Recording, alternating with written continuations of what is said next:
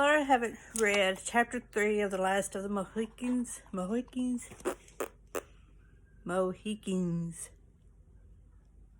Right? Okay. Just been busy. Spending time with the family. Okay, here we go. Chapter 3. The terror stalks the travelers. Major Hayward was too stunned to move. By the time he had collected himself and dashed into the bushes, he met Hawkeye and the two Mohicans returning empty-handed. "Why have you given up so soon?" the Major exclaimed. "We are not safe yet." "He was just too fast for us," answered Hawkeye, breathless. "He brushed over the leaves like a snake, but I wounded him." "That means we are 4 able bodies against 1 wounded man," cried the Major.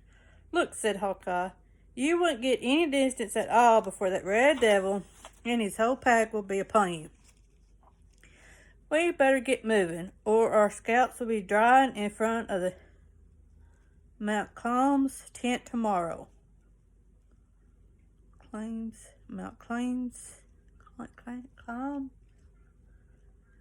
Okay. Then don't desert us," said Hayward. "Defend the ladies and guide us to the fort. Then you can name your own reward." "The Mohicans and I accept the mission gladly, but we wish no reward," said Hawkeye. "But you must agree to 2 conditions. First, you must promise to be as quiet as possible, and second, you must promise never to reveal the place where we shall take you." "I can assure you we will keep our part of the bargain," said Hayward. "Then follow me, for we are losing precious time," said Hawkeye. Hawkeye immediately ran to the clump of bushes near the river and pulled a canoe out from its hiding place. He helped the women and the singing master get comfortable, seated, and then together he and Hayward walked along the shore, guiding their fragile craft.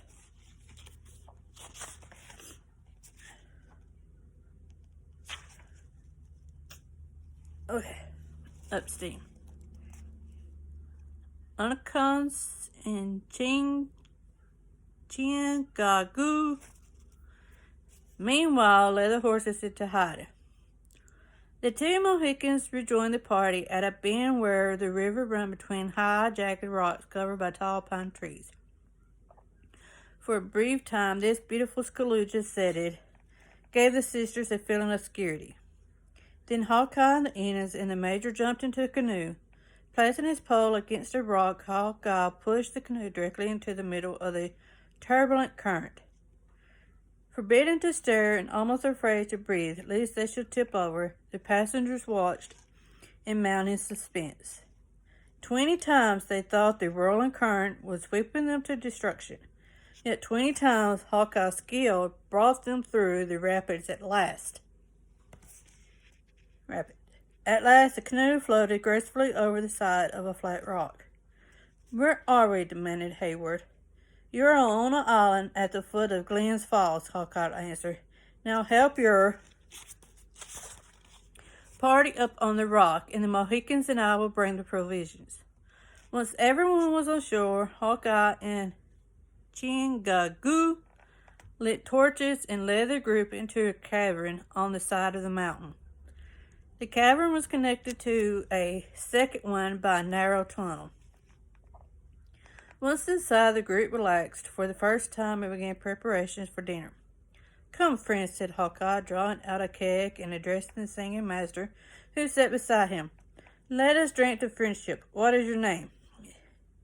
"David Gummoot," replied the singing master. "A very good name, and one handed down from honest forefathers, I'm sure. What is your calling in life?" "I teach music to young people." "You might be better employed," said Hawkeye. "Our youngsters go singing and laughing through the woods too much, and already when they should be silent." "Well, I suppose it's your gift and mustn't be denied. Will you lead us in an evening of plums?" See, I can't talk, can I? No, I can't. It's okay, though.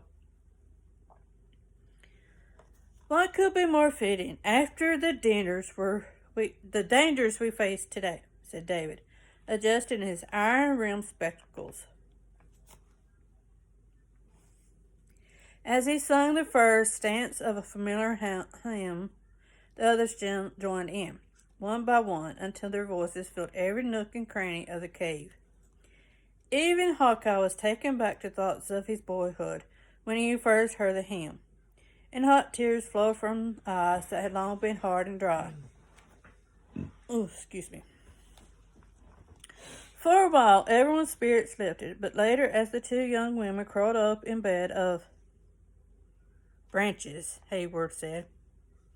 Hayward had made for them. Sassafire branches? I don't know. I'm just going to say branches, okay? Cora confided. I won't sleep a wink tonight, Duncan. I just know that somewhere out there in those woods, the Iroquois are waiting to murder us all. You're perfectly safe as long as you stay inside the cave, Hayward assured her. And what's more, you have 3 experienced woodsmen as your guards. Hawkeye and the Mohicans kept watch at the entrance to the cave all during the long, uneventful night. However, as the first streaks of dawn appeared over the treetops, their worst fears were realized. Dreaded war whoops filled the air as Inquis charged up from the shore. David Gummoot, who had insisted on sleeping outside on a rock, became a perfect target. He was wounded by the first burst of Iroquois rifles. Hawkeye leaped to the rock, and several shots from his rifle sent the Indians retreating down the hill. He and Unicus quickly carried their fallen comrade into the cave. He shall recover, ladies, and be a wiser man for the ordeal. Take good care of him, yelled Hawkeye, as he dashed into a nearby thicket with Hayward and Unicus to patrol the shore. Perhaps we put up such a good fight that they won't return, Hayward said hopefully. Yeah, right. You don't know much about this tribe if you think they will give up without taking a single scalp, Hawkeye replied. If there was one red man, there were 40. And they know exactly how many of us there are, too. No, they won't give up. For all we know, they may be waiting down by the river for us. Hayward parted the pine branches, and to his horror, saw 4 heads peering above the driftwood that had lodged in some rocks. I see them, he cried. They are getting ready to rush us, said Hawkeye. Let them. I promise you the first man who attacks me will meet his death. How I wish it were that French dog, McLean. At that moment, the 4 savages sprung from their hiding place, uttering the wildest cries Hayward had ever heard. Hawkeye immediately shot their leader. Now, Unicus yelled Hawkeye, drawing his knife. Let's take the rest of them. Unicus, I'm not sure if I'm pronouncing that right neither, sorry. Obeyed immediately, and his knife downed one Iroquois,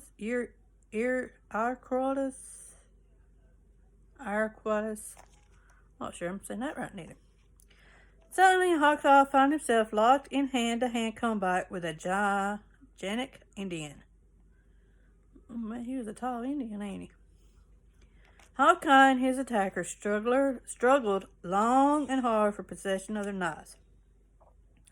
Finally, the white man's strength proved too much for the Indian, and Hawkeye plunged his knife deep into the red man's heart. Maybe this is not good for kids under a certain age, so, yeah. If you don't want your kids hearing about stuff like this, please go on. Find another YouTube video. In the meantime, Hayward was involved in his own struggle with an Indian. It was a vicious contest to see who could throw the other over the dizzy height of the cliff. Little by little, they crept nearer the edge, staring each other in the eye every step of the way. For one long moment that seemed like an eternity to the Major, the evil smile of the Iroquois, I think that's how you pronounce it, flashed before him. Then Hayward felt tough. Muscular hands grasped his throat and tightened in a strangle hold. There on the edge of the cliff, with the water swirling below, Duncan Hayward fought for his life.